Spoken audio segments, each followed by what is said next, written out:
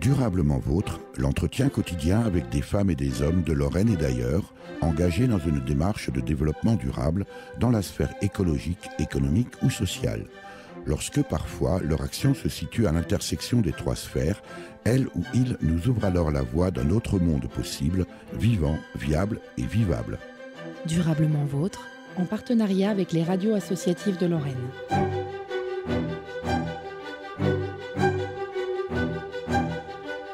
Aujourd'hui, nous évoquerons la préservation de l'activité économique et du patrimoine naturel, architectural, la culture et le tourisme aussi, pour et par les habitants. Bref, le développement durable de tout un territoire, mais qui n'est pour l'instant qu'au stade de projet.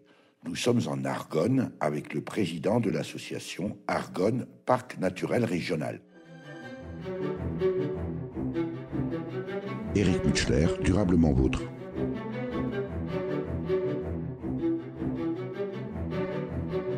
Nous sommes avec le président de l'association Argonne Parc Naturel Régional, Olivier Aymon. Bonjour. Bonjour Eric. Olivier Aymon, cette association est une association de préfiguration, on peut dire ça, d'un parc naturel régional de l'Argonne. Oui, l'association œuvre pour promouvoir le label Parc naturel régional sur le territoire Argonne. Alors nous sommes ici à la mairie de Rarécourt, dans l'Argonne. Si on n'est pas argonnais, on ne sait pas forcément où ça se situe, même si bien entendu on pense d'abord peut-être au conflit 14-18. Comment pourriez-vous définir l'Argonne, Olivier Aymon ? Alors l'Argonne, c'est une région naturelle d'interface, d'où peut-être la difficulté de la définir. Sa particularité, c'est le socle géologique, la Gaise. On reviendra sur ce point-là peut-être tout à l'heure.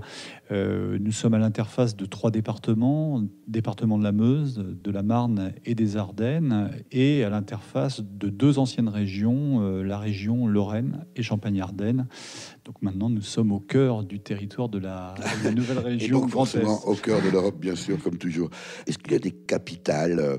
Est-ce qu'il y a une capitale de l'Argonne, là encore, pour permettre de situer ? Est-ce qu'il y a une capitale ou des villes portes ou des villes symboliques de l'Argonne, Olivier Aymon ? Alors, déjà, pour bien situer, nous nous situons entre Verdun et Reims. Les principales villes, sachant qu'on a 9 communes au-dessus de 500 habitants. On est sur la diagonale du vide, autour de 15 à 16 habitants au kilomètre carré. Donc, on a du côté de la Marne, on a Sainte-Menou, qui est peut-être la capitale de l'Argonne, mais ne négligeons pas Vouziers dans les Ardennes et Clermont en Argonne, qui est le siège social de notre association. Alors, une association pour la création d'un parc naturel régional. On situe maintenant l'Argonne. On ne situe pas forcément toujours les contours précisément d'un parc naturel régional, à ne pas confondre évidemment avec un parc national, et ni d'ailleurs avec un parc tout court, pas de grillage, on est bien d'accord. Après la présentation de l'Argonne, Olivier Aymon, qu'est-ce qu'un parc naturel régional ? Un parc naturel régional, c'est une image de marque, c'est un label qui est attribué à un projet de territoire qui s'appuie sur des questions de développement durable, de ressources naturelles, de savoir-faire sur les territoires. Donc c'est une vraie valeur ajoutée que l'on peut apporter à un projet de développement rural, de développement territorial, qui s'appuie sur ce patrimoine, mais également des enjeux de développement sur des territoires ruraux qui peuvent être aussi assez fragiles dans leur constitution, des baisses démographiques, des problèmes de services, des enjeux de développement économique qui sont compliqués, loin des grandes agglomérations. Nous sommes dans un territoire qui est à 30 minutes des zones, on va dire, de proximité des principales métropoles. Donc on n'est pas du tout sous l'influence des métropoles au niveau de ce territoire. Donc on est vraiment au cœur de la ruralité. Alors on connaît le parc naturel de Lorraine, bien évidemment, le parc naturel régional des Vosges du Nord et le parc naturel régional du Ballon d'Alsace. Pourquoi un nouveau projet de parc naturel régional ici en Argonne, Olivier Hémon? C'est une idée qui a fait son chemin depuis 40 ans. Depuis 40 ans, les Argonnais réfléchissent sur cette identité très difficile à construire de fait de territoires administratifs qui n'ont rien à voir avec la réalité géologique et géographique. Non, voilà, absolument pas. Après, quels sont les atouts que l'on peut avoir au niveau de notre projet de territoire? Donc cette identité, cette image de marque s'est construite au fil du temps avec notamment une expérimentation portée par le ministère de l'Agriculture il y a à peu près une quarantaine d'années, un plan d'aménagement rural qui portait les bases d'une réflexion sur la spécificité de l'Argonne, une volonté de réfléchir sur la destination touristique du territoire, sur les enjeux de développement, qui fait que petit à petit, tous les porteurs d'initiatives, les gens impliqués dans les différentes sphères associatives, dans les collectivités, des gens qui ont envie de voir évoluer l'Argonne par rapport à ses caractéristiques, ses spécificités, sont petit à petit venus vers l'idée de créer cette association, qui est une association particulière car elle est citoyenne. Alors, on y reviendra, voilà. Olivier Hémon. On continue cette progression, j'ai dit, dans la profondeur de la forêt argonnaise. En général, d'habitude, j'ai envie de dire, un parc naturel régional est d'initiative politique portée par les acteurs politiques du territoire. Précisément ici, en Argonne, ce n'est pas le cas. En tout cas, l'initiative. Alors, l'initiative en revient, ce qui est très particulier, aux acteurs socio-économiques, ce qui ne veut pas dire qu'il n'y a pas des élus impliqués depuis le démarrage au niveau de l'association, mais le projet n'a pas été forcément au départ porté par des collectivités. Combien de communes sont aujourd'hui concernées par ce projet de parc naturel régional? À peu près 160. Peut-être un peu moins parce que maintenant on a des communes nouvelles, mais on est autour de 160 communes. Ça veut dire, Olivier Hémon, que c'est vous et votre équipe et les membres de l'association qui, j'allais dire avec vos petits bras, ont créé ce projet de parc naturel régional? C'est nous qui œuvrons pour la prise en compte de ce projet à l'échelle du territoire, à l'échelle des communes, à l'échelle des intercommunalités, à l'échelle des départements, de la région, à l'échelle des citoyens, des habitants. Donc c'est vraiment un travail passionnant, très difficile à mener parce qu'un PNR ne s'impose pas. L'idée d'un PNR ne s'impose pas pour parc naturel régional, mais elle ne s'impose pas, elle est volontaire. On est sur un travail de démocratie participative, on est sur un travail d'ouverture, de mutualisation, d'échange avec la population. L'association a été créée quand, Olivier Hémon, et aujourd'hui, où en êtes-vous? L'association formellement a été créée en 2009. Donc après, il a fallu acquérir une légitimité. Donc on a construit notre légitimité en cheminant sur ces trois Argonnes, Meusienne, Ardennaise et Marnaise. Et on a pu, avec le soutien de la région Lorraine et Champagne-Ardenne de l'époque, formaliser une convention d'objectifs qui elle-même a été soutenue par les trois départements Meuse, Marne, Ardennes et nous a permis de recruter un chargé de mission et d'officiellement engager les travaux autour d'une étude de faisabilité concernant la question: est-ce que l'Argonne pourrait être un PNR ou pas? Est-ce qu'elle en a la spécificité? Est-ce qu'elle est remarquable? Est-ce que c'est justifié demain? C'est précisément la question que j'allais vous poser. Alors, quelle est la réponse, Olivier Hémon? Oui, bon, on peut dire peut-être que je ne suis pas neutre dans ma prise de position, mais l'Argonne a vraiment toute la typologie pour être un PNR, que ça soit sur des enjeux socio-économiques, territoriaux, et également sur sa valeur naturelle, patrimoniale, qui est remarquable et unique. Alors, autant on a compris, parce que précisément il y a ce massif de Guèze, qu'il y a une homogénéité géographique et géologique. Est-ce qu'il y a culture argonnaise, Olivier Hémon? Oui, on peut le dire, parce qu'on va retrouver des particularités et des usages à travers l'Argonne qui sont assez communs aux trois territoires, autour des bâtis, autour des villages, autour de la vie culturelle, autour des pratiques agricoles, autour des usages de la forêt. Donc évidemment, ces particularités peut-être tendent à s'estomper au fil de l'évolution des territoires, des politiques qui sont menées. Oui, voilà. Mais quelque part, on tirera notre épingle du jeu sur notre capacité à pouvoir mettre en avant nos particularités. Ouais. Mais alors, personnellement, il se trouve que je connais un petit peu l'Argonne, et on a envie de dire, mais s'il y a un parc naturel régional qui s'impose, ce serait ici. Qu'attendent les Argonnaises et les Argonnais pour précisément tirer profit de cette singularité? C'est pas évident. Je pense que les territoires ruraux, et je suis quelqu'un d'optimiste, mais les territoires ruraux traversent des crises très profondes, des crises d'identité, des crises de relations aux politiques.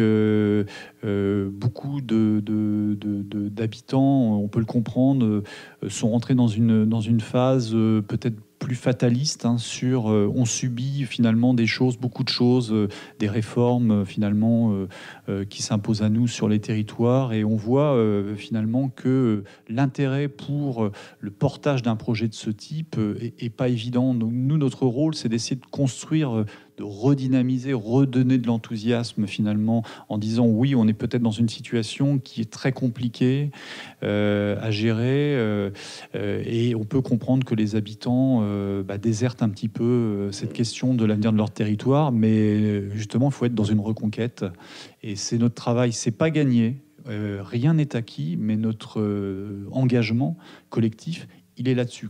Alors précisément, on verra que ce qu'on pourrait presque qualifier de point faible constitue aussi une singularité, une démarche originale dans la création, ou en tout cas dans la perspective d'un parc naturel régional en Argonne, qu'on se rende compte de la réalité du terrain. Olivier Hémon, vous nous invitez, je crois, à aller visiter un site naturel, celui des Bercettes, c'est ça? Pas très loin de chez nous, c'est vrai que c'est un site qui mérite le détour. Eh bien, on y va.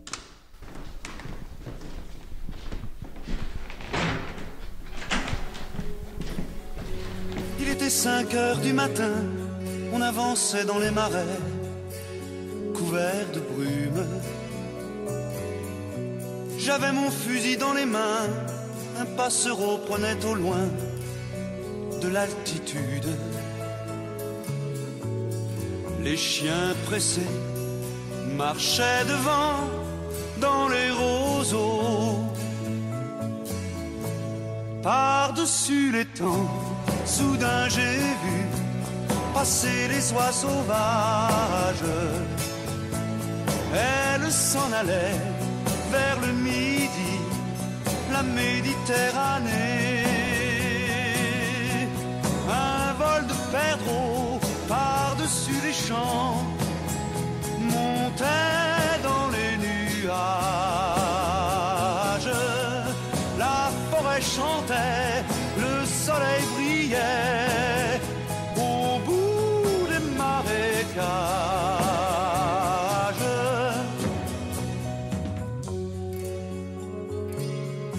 Avec mon fusil dans les mains, au fond de moi je me sentais un peu coupable. Alors je suis parti tout seul, j'ai emmené mon épagneul en promenade. Je regardais le bleu du ciel et j'étais bien. Par-dessus les temps, soudain j'ai vu passer les oies sauvages. Elles s'en allaient vers le midi, la Méditerranée. Un vol de perdreaux par-dessus les champs montait dans les nuages. La forêt chantait, le soleil brillait au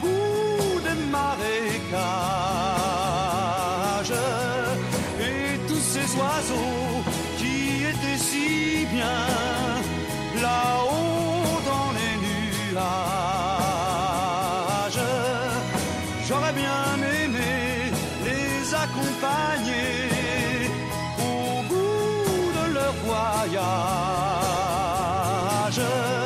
Oui, tous ces oiseaux qui étaient si bien là-haut dans les nuages.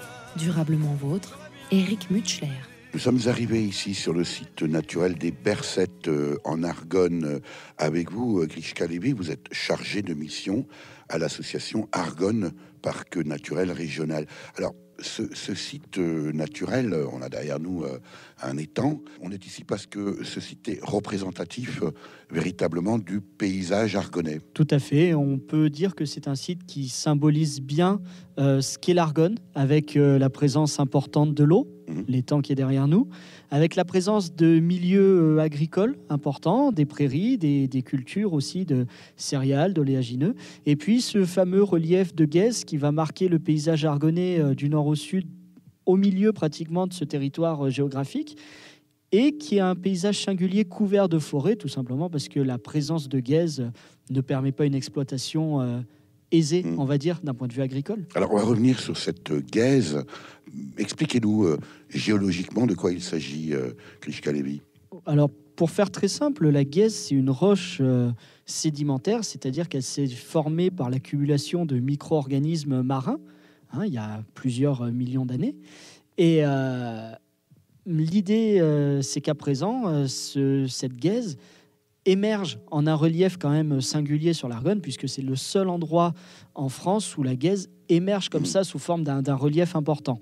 Ce qu'il faut savoir, c'est que cette formation donc géologique est associée à des argiles, à des sables, qui ont permis, au-delà de l'impact paysager dont on parlait précédemment, qui ont permis aussi à une activité industrielle de se développer sur la zone, puisque l'argile servait à la poterie, à la faïencerie depuis très longtemps, et puis le sable a servi les verreries, qui ont été une activité industrielle importante en Argonne. Est-ce que ça veut dire aussi, Grishka Lévy, qu'on est véritablement là dans un territoire fortement en lien, avec un lien important entre précisément son terroir d'un point de vue géologique et puis toute l'activité humaine? Tout à fait. Tout à fait, c'est la présence de cette géologie particulière, Guèze, argile, sable, qui a permis aux hommes d'installer leurs activités. On en parlait, la faïencerie, la verrerie, l'agriculture, qui ont permis aussi la construction. On retrouve de la Guèze, de la brique dans l'habitat traditionnel argonnais, du bois aussi, bien sûr, la forêt. La pisciculture, les étangs, c'était une ressource économique importante aussi à une époque. Et puis ici, la présence, on parlait en arrivant des combats de 14-18 notamment, c'est aussi la présence de Guèze, ce relief, la possibilité de pouvoir creuser cette roche facilement, faire des abris qui servent aujourd'hui à abriter des espèces, notamment des chauves-souris. Donc vous voyez que tout est lié finalement. La faune, la flore. Qui ont tiré parti de l'histoire. Voilà. Nous sommes ici sur un ponton, sur cet espace naturel des Bercettes. On va peut-être avancer un petit peu, profiter du beau temps ici en Argonne avec vous, Grishka Lévy, pour continuer à découvrir ce paysage typique de l'Argonne. Vous parliez à l'instant de 14-18, un tourisme mémoriel qui reste encore aujourd'hui très actif, qui est une branche importante du tourisme. Absolument. Faut savoir qu'on a à proximité de l'Argonne des sites d'importance qui attirent des touristes internationaux. Je pense notamment à Verdun. Et il faut savoir que la typicité des sites historiques et mémoriels d'Argonne, ça va être aussi l'écrin dans lequel ils se trouvent.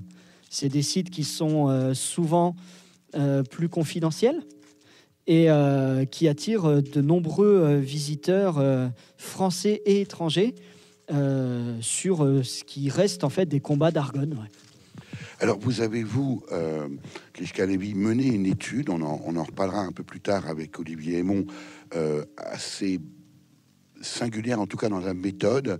Comment vous pourriez résumer aujourd'hui le résultat de votre étude de préfiguration d'un parc naturel régional Argonne? Bien, je pense que ce résultat est alors déjà le travail d'une contribution importante des acteurs territoriaux. C'est-à-dire que cette étude, je ne l'ai pas menée tout seul. mais en m'appuyant sur les connaissances de personnes du territoire, des gens qui étaient des passionnés ou des acteurs associatifs, des acteurs économiques également, des simples habitants aussi. Et toutes ces personnes avaient quelque chose à dire sur leur territoire. Et l'idée de cette étude, c'était de pouvoir compiler de manière technique tout ce que chacun avait à dire de ce territoire argonnais. Alors, la région Grand Est souhaitait confier cette étude au préalable à un bureau d'études. C'est la démarche classique. L'association Argonne Parc Naturel Régional a fait un autre choix, celui précisément d'avoir une démarche participative. Est-ce que vous avez le sentiment, Grishka Lévy, que ce travail-là vous a permis d'avoir une étude plus intéressante, plus riche ? Plus intéressante, c'est au lecteur, on dira, d'en juger. En tout cas, moi, je considère, oui, je pense, peut-être pas plus riche, mais en tout cas riche différemment. C'est-à-dire que tous ces éléments qu'on a eus, c'est finalement, chacun s'y retrouve dedans. Les Argonnais, du fait d'y avoir pu y participer, s'y retrouvent. Et ce qui fait encore aujourd'hui la force du travail qu'on continue à mener sur la coopération entre acteurs, eh ben c'est aussi ça. C'est par rapport à ce travail qu'ils ont pu commencer à mener ensemble. Et ben c'est aussi là qu'ils se sont rendus compte qu'il y avait plein de choses à faire ensemble en Argonne, et c'est un peu le point de départ, on va dire. En arrivant ici sur ce site des Bercettes, on évoquait le label, je ne sais pas si c'est un label, en tout cas une démarche CNRS zone atelier. Ça veut dire quoi, Grishka Lévy ? Alors, les zones ateliers du CNRS sont en fait des espaces de travail coopératif scientifique sur la recherche, et qui permet à des territoires de pouvoir soutenir, accompagner et puis développer les projets de recherche qui vont se faire souvent en coopération entre divers domaines scientifiques, que ce soit de la sociologie, de l'histoire, de la géographie, de l'écologie. Voilà, tous les domaines peuvent être croisés pour donner lieu comme ça à des coopérations entre différents pôles de recherche scientifique. Et vous vous appuyez également, j'ai cru comprendre, Grishka Lévy, sur le milieu universitaire. Tout à fait. C'était aussi une manière de répondre, parce que c'est un peu le biais qu'on pouvait nous trouver, c'était de se dire, si ce sont les acteurs même du territoire qui font leur propre étude, ils peuvent pas être objectifs. C'était un peu la question. Et donc, c'est à partir de là qu'on a dit, pour justement s'asseoir sur une objectivité qui va être certifiée, on va aller chercher des personnes, des ressources scientifiques qui ne seront pas forcément issues du territoire. Il y a des personnes issues du territoire, mais il y a aussi des personnes de l'extérieur. Je pense aux universités de Reims, Metz, Nancy, Strasbourg. Et ce sont ces gens-là qui, par leurs compétences scientifiques, leurs connaissances, sont venus appuyer le dossier, l'étude de faisabilité, en certifiant que les infos qui étaient apportées étaient objectives et scientifiquement vérifiées.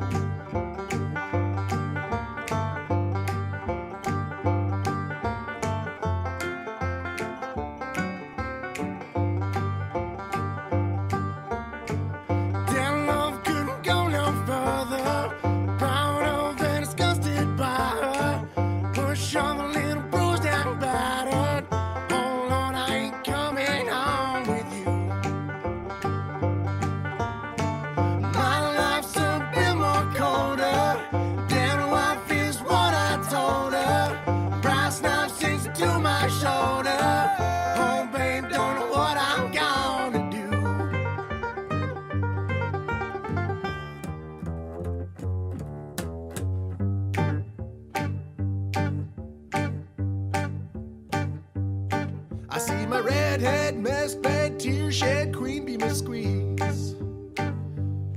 The stage smells, tells, hells, bells, misspells, knocks me on my knees. It didn't hurt, flirt, blood, squirt, stuff, shirt like me on a tree. After I count down 3 rounds in hell, I'll be in good company.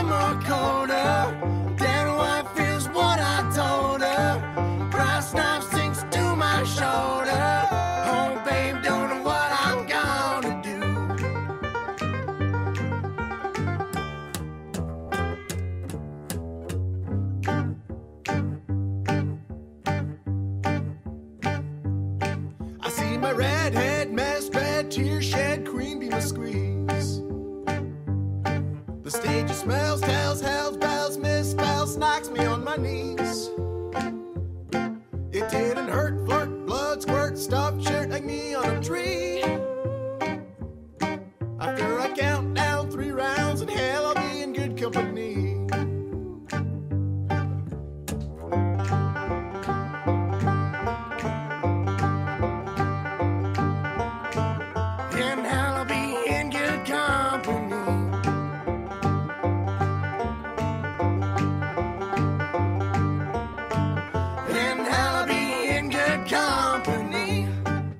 Durablement vôtre, Éric Mutschler.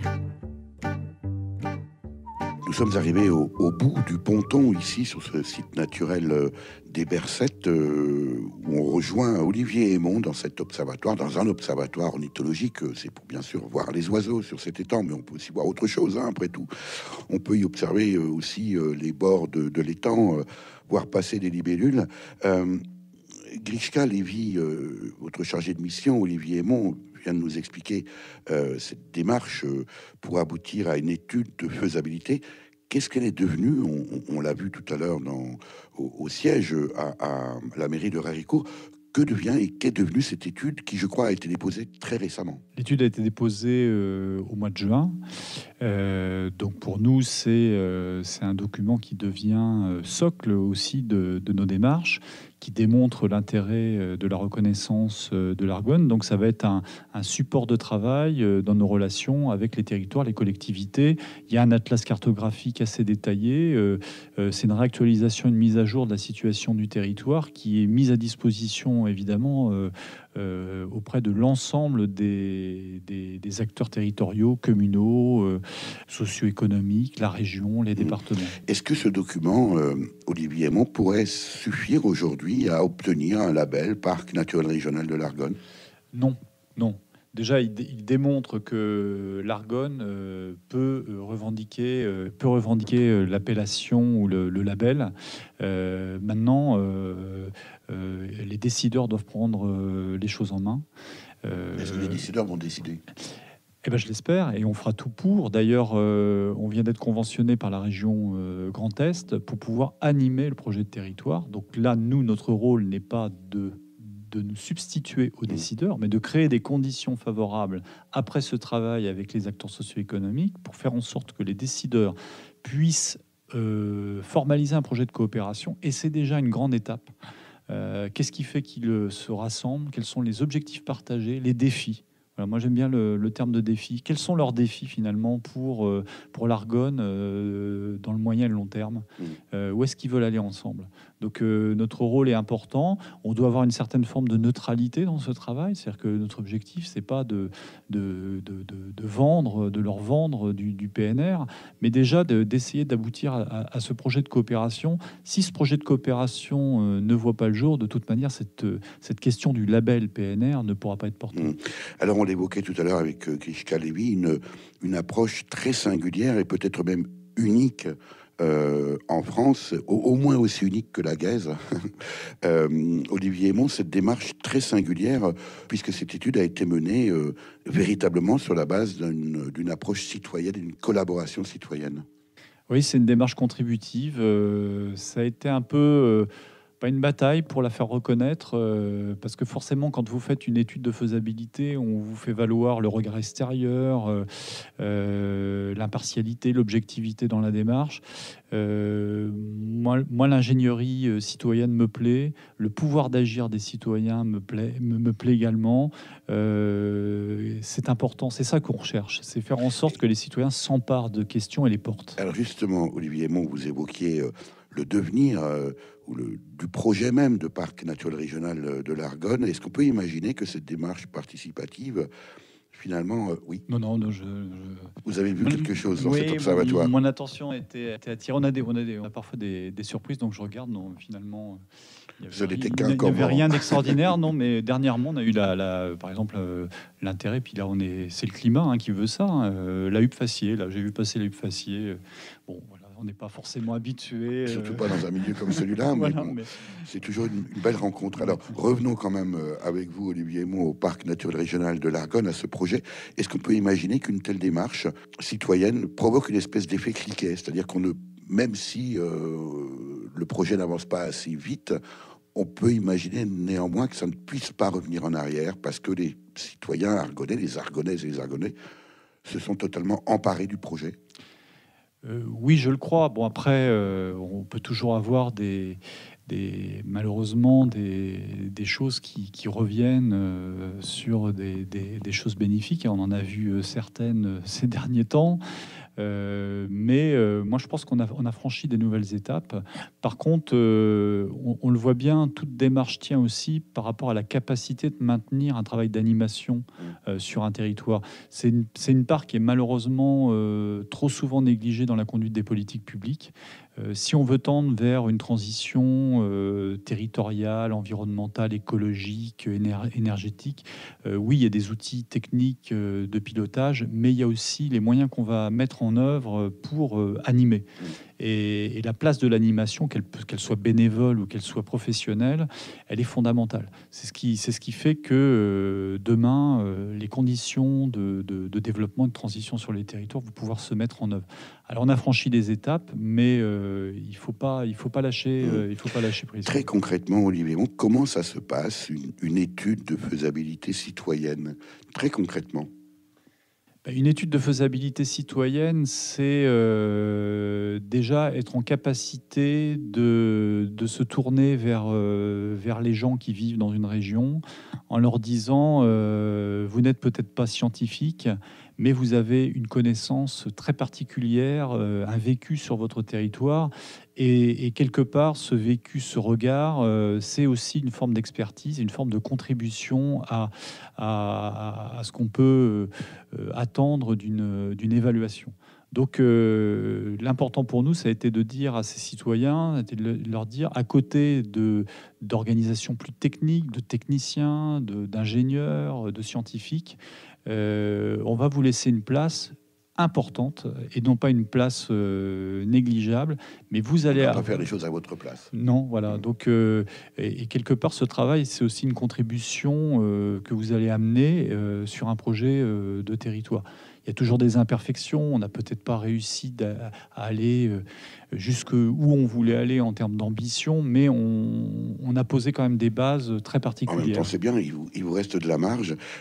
Olivier Aymon, en qualité de président de l'association Argonne Parc Naturel Régional, comment est-ce que vous vendez, évidemment le terme n'est pas très élégant en l'occurrence, mais comment est-ce que vous pouvez convaincre des Argonnaises, admettons, voilà, j'habite ici en Argonne, qu'est-ce que m'apporterait un parc naturel régional?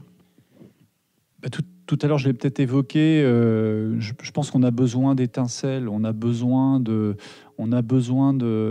retrouver de l'enthousiasme sur les territoires. On a besoin de trouver des solutions qui ne sont pas des solutions voilà, comme on pourrait en trouver communément en tirant un casier. On a besoin d'imaginer des choses. On a besoin de recréer des conditions d'imagination, d'engagement. Qu'est-ce qui fait que les gens vont avoir envie de s'impliquer? Qu'est-ce qui fait que les habitants ont envie d'être preneurs des politiques qui se mettent en place sur les territoires? On voit beaucoup de choses très descendantes, on voit beaucoup de choses qui sont qui sont très techniques, juridiques, administratives. On peut le comprendre, mais qu'est-ce qui fait qu'à un moment donné, les habitants vont se sentir concernés? Et c'est ça qui est important, recréer du sens, recréer de l'envie. Est-ce que, Olivier Aymon, on peut imaginer que cette démarche-là, finalement, révèle aux Argonnaises et aux Argonnais qu'ils sont Argonnaises et Argonnais? Oui, quelque part, parce que si on veut revendiquer à un moment donné une identité territoriale, régionale, et tout le monde parle de l'Argonne, en Argonne, les entreprises, les communes, les habitants, les associations, quelque part, il faut se donner aussi des objectifs de formalisation du projet. Et quelque part, ce que l'on met en place, c'est aussi se dire, cette identité qui n'est pas forcément reconnue, elle est peut-être dans les pensées collectives, dans les actes et dans l'engagement des personnes, mais elle n'est pas reconnue. Elle sera reconnue à partir du moment où le territoire deviendra Argonne. Et on ne sera plus dans le territoire Meuse, territoire ardennais ou marnais, mais on deviendra l'Argonne sans forcément remettre de côté ses limites administratives. Mais là, le territoire existera. Pour l'instant, il n'existe pas. En même temps, on l'a déjà dit tout à l'heure, Olivier Aymon, et puis alors, a fortiori, quand on a traversé cette forêt de Guèze pour venir ici sur le site naturel des Bercettes depuis Raricourt, on sent bien une identité forte. Encore une fois, est-ce que on peut imaginer qu'il y ait un aboutissement à un moment donné de ce projet de parc naturel régional? Oui, je crois qu'il va émerger de ce travail quelque chose de nouveau. Évidemment, notre ambition, c'est la reconnaissance nationale. C'est se dire, voilà, un territoire rural peut tout à fait légitimement aller à la conquête d'un label ambitieux, d'un label national, d'un label intéressant.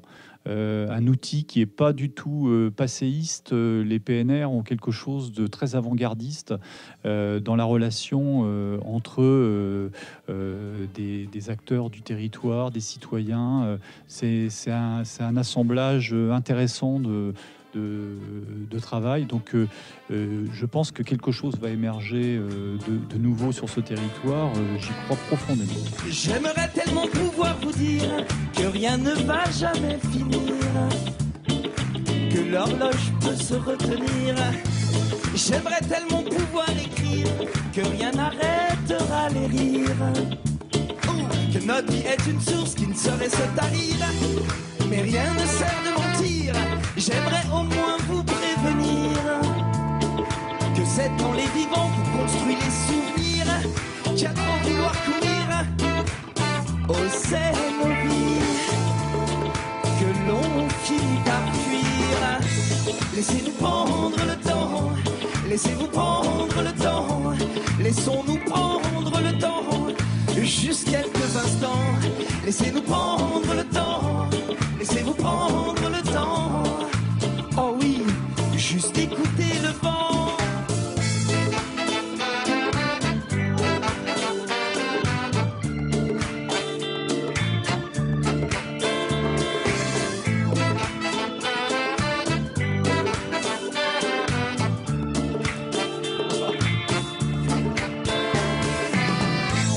Perdre sa vie à la gagner et voir défiler les années. Oh, y sommes-nous vraiment condamnés? Oh, n'y a-t-il pas d'autre voie que nous pourrions paver? N'y a-t-il pas d'autre choix, d'autres priorités? Chercher le plus, pas le meilleur. Oh, ressemble tant à une erreur. Oui, nous poursuivons à l'heure. Est-ce l'abondance de biens qui offre le bonheur? Laissez-nous prendre le temps, laissez-vous prendre le temps, laissons-nous prendre le temps, juste quelques instants, laissez-nous prendre le temps, laissez-vous prendre le temps, allez, juste écoutez le vent.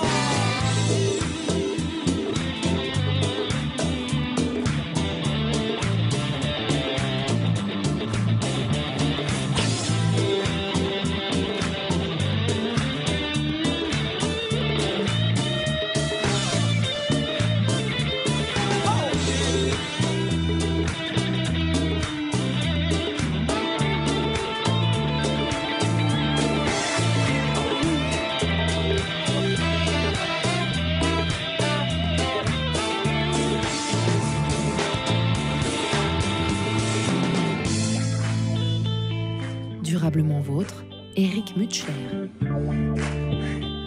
Nous sommes de retour ici à la mairie de Raricourt qui accueille le siège technique, en tout cas, de l'association Argonne Parc Naturel Régional, dont vous êtes le président, Olivier Aymon. Alors, on a vu avec vous toute l'importance que prend ce travail, à la fois en ayant visité ce site naturel des Bercettes, une espèce de microcosme représentatif véritablement de ce massif argonnais, avec aussi toute la démarche citoyenne qui est mise en œuvre, que vous portez aussi avec toute votre équipe. Qu'est-ce qui vous fait lever le matin, Olivier Hémon? Quelle est votre motivation? Parce que, j'ai envie de dire, qu'est-ce que ça vous rapporte, tout ça? Un engagement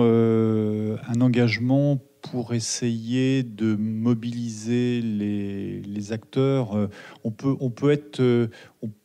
penser que la tendance actuelle est pas très positive sur les questions de développement durable, d'environnement. Mon enthousiasme, je peux l'avoir à partir du moment où je vois des personnes se lever sur les territoires, prendre des dossiers en main, commencer à être porteur d'initiatives, alors que tout n'est pas fait forcément pour que les choses se mettent en œuvre.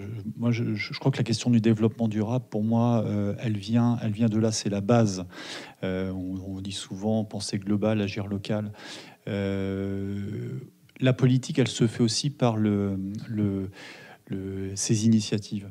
Il y a les élus, il y a les décideurs qui sont dans leur sphère de compétences, dans leur domaine d'intervention, avec leurs prérogatives, mais le citoyen peut être acteur de projets sur son territoire, et c'est un formidable espoir, c'est un message d'espérance par rapport à un contexte qui peut être quand même assez pessimiste quand on voit certaines choses autour des questions d'environnement et de développement durable. Et ça, c'est mon enthousiasme. C'est-à-dire que le développement durable, c'est pas du technique. Le développement durable, c'est de l'humain, c'est de la culture, c'est du lien social, c'est du lien économique, du lien territorial.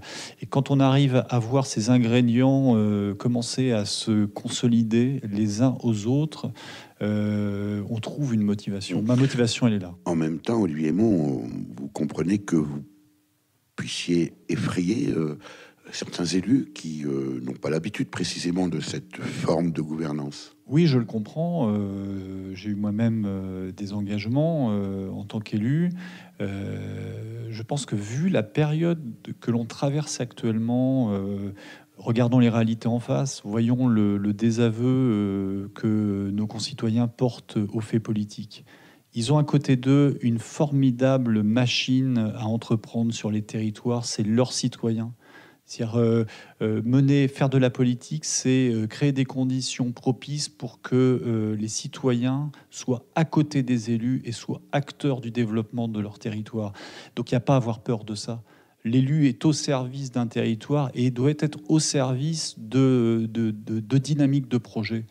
Et il ne faut pas le perdre de vue. Et je pense que c'est une erreur de penser que ces mouvements citoyens sont des contre-pouvoirs. Bien au contraire, c'est la force active du développement des territoires et en particulier des territoires ruraux de demain. Alors précisément, comment réagissent les élus ici concernés en tout cas par ce projet de parc naturel régional en Argonne, Olivier Hémon? C'est pas une chose facile, faut pas se voiler la face à ce niveau-là. Déjà, on a pu acquérir une légitimité vis-à-vis d'eux et je peux dire qu'une confiance progressive s'installe.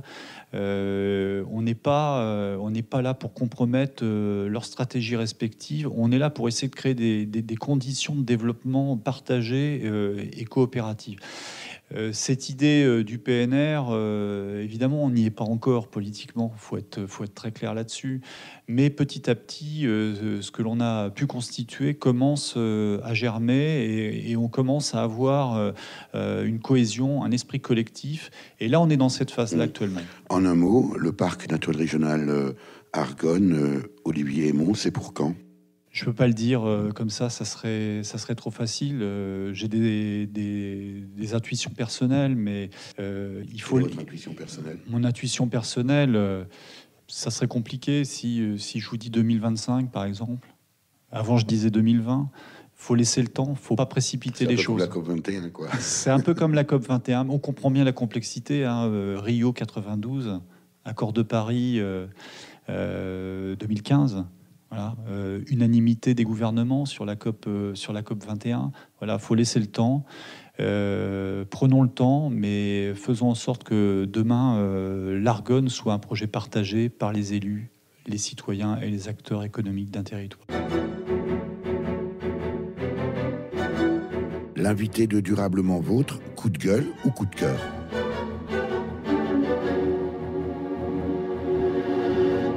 Olivier Aymon, président de l'association Argonne Parc Naturel Régional. Voilà 8 ans que cette association est créée, qu'elle porte ou qu'elle tente de porter, d'initier en tout cas la création d'un parc naturel régional ici en Argonne. 8 ans, ça doit donner envie, peut-être j'imagine parfois de pousser un coup de gueule, mais pourquoi pas aussi un coup de cœur. Le coup de cœur, c'est de réussir, mais je ne suis pas le seul et loin de là. C'est déjà un gros remerciement à tous les gens qui sont autour de ce projet, et c'est l'enthousiasme de créer des choses avec rien. Alors on a des aides évidemment et je les néglige pas, mais ce qui réunit les acteurs, c'est une volonté d'œuvrer ensemble, de partager des objectifs communs, et ça c'est un vrai coup de cœur. Des remerciements à ces associations, ces citoyens, même ces entreprises, ces élus locaux, des communes, parce qu'on oublie que l'échelon communal est un peu oublié dans ces évolutions des territoires. Et les maires qui sont à nos côtés, les conseillers municipaux, qui ne sont pas forcément dans l'avant-scène ou devant de la scène politique, ils sont là et ils œuvrent fortement pour le projet. Donc ça, c'est vraiment le gros coup de cœur. On a le sentiment que là, vous commencez par un cœur avec l'impression de préparer le terrain d'un coup de gueule. Me trompe-je? Pas du tout. Non, le coup de gueule, c'est la serpette, c'est les préjugés sur ces mouvements citoyens, c'est le peu d'importance donnée à ces initiatives, c'est le descendant. On vient de traverser des crises politiques majeures dans le pays. Et moi, quand je vois des lectures politiques qui sont faites, alors que les gens essayent de se mettre en mouvement sur les territoires pour trouver des solutions, et qu'on a des postures descendantes, dogmatiques, qui pourraient demain venir compromettre et casser 8-10 ans de boulot comme ça, sans même comprendre ce qui est en train de se jouer sur le territoire. J'ai pas envie d'en parler beaucoup, mais c'est vrai que c'est un vrai coup de gueule, quoi. Olivier, sur le territoire peut-être du futur parc naturel régional 2025, 2032, 2000, je ne sais pas combien, il y a la commune de Varennes. Je vous vois sourire. Vous comprenez cette allusion? J'ai compris. Expliquez-nous. Varennes, je suppose que c'est la fuite de Louis XVI. La fuite de Louis XVI. Vous parliez de descendance au sens de la gouvernance, bien sûr. Est-ce qu'on peut y voir là une espèce de symbole? On est quand même ici, sur ce territoire d'Argonne, dans un véritable laboratoire humain, avec un changement complet de paradigme, en tout cas dans la démarche que vous mettez en œuvre ici à l'association Argonne Parc Naturel Régional. Est-ce que c'est finalement dans la continuité de l'histoire où on passe de la monarchie et bien précisément à la démocratie au sens véritable du terme? Je n'avais pas fait le lien, mais oui. Varennes, capitale mondiale de la démocratie, c'est fort, non? C'est pas mal, oui, c'est pas mal. Oui. Ici, de toute façon, on est force de proposition, on est laboratoire, on en a parlé tout à l'heure. Oui, il y a une forme de démocratie qui est en train de s'imaginer sur ce territoire. Peut-être qu'elle existe aussi dans d'autres territoires ruraux, mais oui, c'est un laboratoire. On n'est pas là pour aller à l'encontre, et je souhaite le dire, à l'encontre des actions politiques, mais on est là pour essayer de démontrer qu'on est capable de prendre aussi notre avenir en main et qu'on peut être quand même assez pugnace pour défendre l'intérêt d'un territoire, d'une région. Est-ce qu'on a le choix actuellement face à ce qui finalement est en train de nous arriver dessus? On est très éloigné finalement des lieux de décision dans cette nouvelle grande région. À propos de démocratie, on n'a pas plus posé la question aux Argonnais s'ils étaient favorables à la grande région que Lorrain, aux Champs-Ardennais ou aux Alsaciens. Quelque part, il faut être très prudent par rapport à ça. C'est-à-dire que les lieux de décision et la représentation politique d'un territoire comme l'Argonne, où est-ce qu'elle est au niveau des nouvelles instances, où on le voit bien, la prédominance est donnée à la démographie, et on voit bien où est le curseur. On peut le comprendre, on peut dire, voilà, maintenant c'est un fait, on est passé sur une nouvelle étape de l'aménagement du territoire, du développement territorial. Il y a la région Grand Est qui est à côté de nous, mais nous, là-dedans, on compte pourquoi, en termes de poids, en termes d'avenir. Alors, je suis très content quand la région région se tourne vers nous en nous disant Argonne, territoire d'expérimentation sur la ruralité, chiche, on y va et faisons-le ensemble. Merci à tous les deux, Grishka Lévy, chargé de mission, et vous, Olivier Aymon, président de l'association Argonne Parc Naturel Régional. Merci surtout à vous d'être venu à notre rencontre. Merci. Pour en savoir plus sur le projet de parc naturel régional de l'Argonne, rendez-vous sur www.argonne-pnr.fr. Vous avez pu écouter dans l'ordre Le Chasseur par Michel Delpech, qui nous a quittés en janvier 2016, sorti en 1974 sur l'album qui porte son nom. In Hell, I'll Be in Good Company par le groupe canadien The Death South, paru sur l'album Good Company, sorti en 2014. Et enfin, Prendre le temps par le groupe grenoblois Sinsemilia, paru sur l'album Enquête de sens, sorti en 2009. À la technique et au montage, Véronique Olivier. Vous pouvez réécouter cette émission dès la semaine qui suit sa première diffusion sur le site www.durablementvôtre.fr.